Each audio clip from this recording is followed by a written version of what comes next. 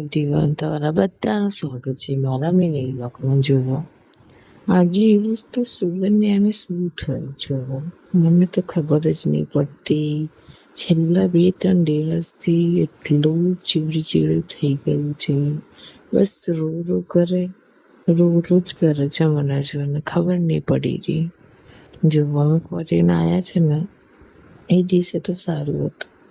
એના પછી ખબર નહીં કેમ આવું કરે છે. તમે કોમેન્ટમાં જરૂરથી કહેજો. લાઇટો જતી રહી હતી આજે તો સન્ડે સાવ બેકાર ગયું. હમણાં પપ્પાને પણ રજા હતી તો પણ કોઈ જ આરામ ના મળ્યો. આખી બપોર દિવસ લાઇટ જ નથી. જેવું શિવન્યાને મૂકશે ને એના પપ્પામાં તો જોજો રોવા બેસી જશે કે બસ પપ્પા મારી પાસે મસ્તી કરે. એક બાજુ ગરમી લાગતી હતી શિવન્યાને અને એક બાજુ હેરાન કરતી હતી કે બસ તમારા પાસે નવી રીતે રમો.